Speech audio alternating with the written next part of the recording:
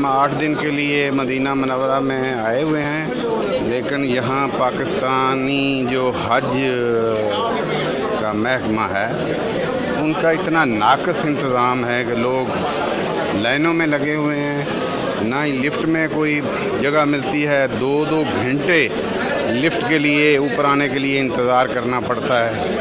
और खाने के लिए ये हाल है कि यहाँ अगर आपने कोई एक रोटी या चपाती भी लेनी है तो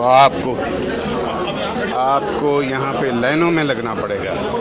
और बेचारी मज़दूरात इतने अरसे से खड़ी हुई हैं कि बस अल्लाह पनाह।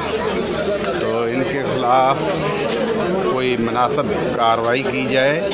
ये हज नहीं बल्कि ये तो यहाँ पे एक हम कश्त काटने आ गए हैं। इतनी तकलीफ़ दे मामला है, इतना तकलीफ़ दे मामला है कि बस अल्लाह ही खुदा ही आपस है।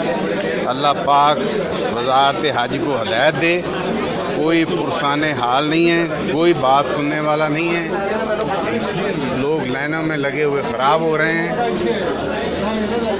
तो इन लोगों के ख़िलाफ़ ज़ाब्ते के मुताबिक कार्रवाई की जाए ताकि ये जो हमारे बाद जो हाजी साहबान तशरीफ़ लाएंगे हज के लिए उनकी तो कोई बचत हो जाए। हम तो ये काट रहे हैं, इतने हम कर्ब में हैं कि बस खुदा ही जानता है। ना लिफ्ट में जगह मिलती है, 2-2 घंटे इंतज़ार करना पड़ता है।